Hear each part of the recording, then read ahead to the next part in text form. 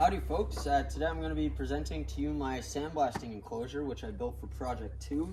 It was a continuation of the blaster which I built for Project 1, and basically the reason behind this was to limit cleanup and the materials when sandblasting, since this winter I got a job to sandblast some wheels for my boss, but it ended up being super messy, bad for the environment. Oh, there's my cat.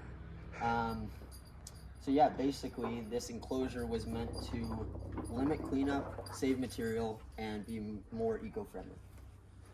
I've started off with an $18 oil drum from Facebook Marketplace. The requirements for my enclosure were basically I needed 2 gloves to be able to actually use the blasting tip on the inside.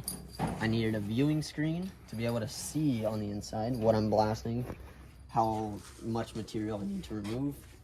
The oil drum did come with a removable lid. I did implement this hinge myself though. The lid had a rubber seal which allowed just a proper seal on the inside, making sure no dust was coming out.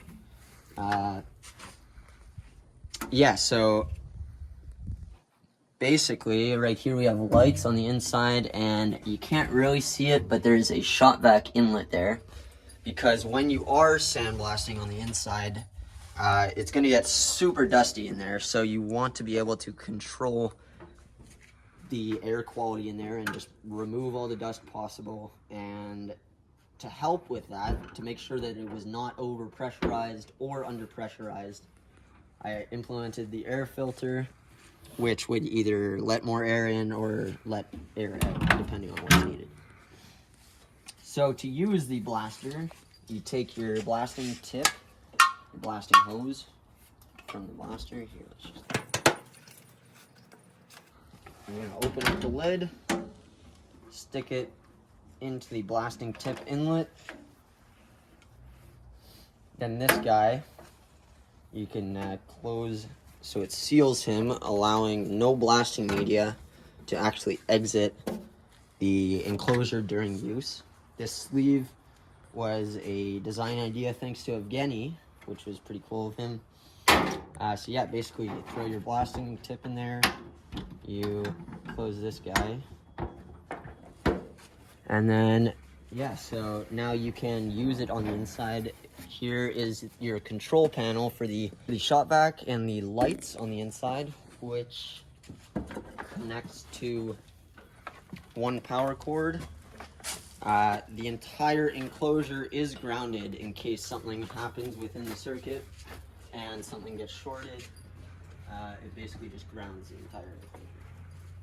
So once it's plugged in, you can turn on the lights. You can't really see it since we're in the sun. Or sorry, I gotta go system on, lights on.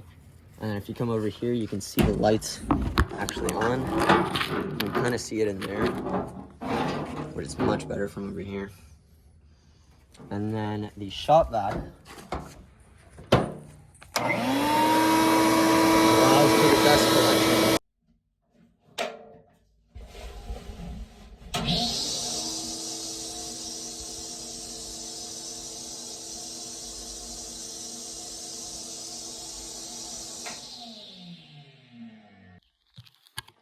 Yeah, then basically, if you come over here, you can see where the sandblasting media would be collected. It goes through these 2 hopper plates, which I welded all the way around, and then caulked and painted all on the inside.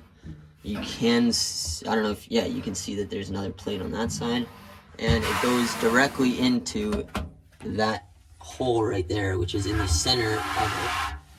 And if you come to the outside, this is where you would take a 5-gallon bucket.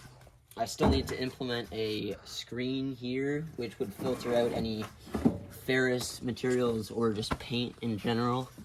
And then you unscrew your discharge cap.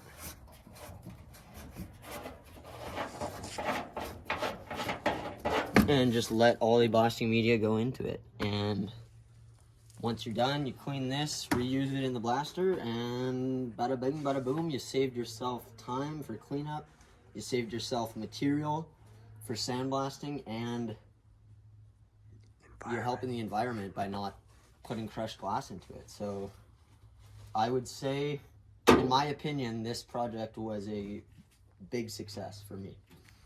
So yeah, thank you.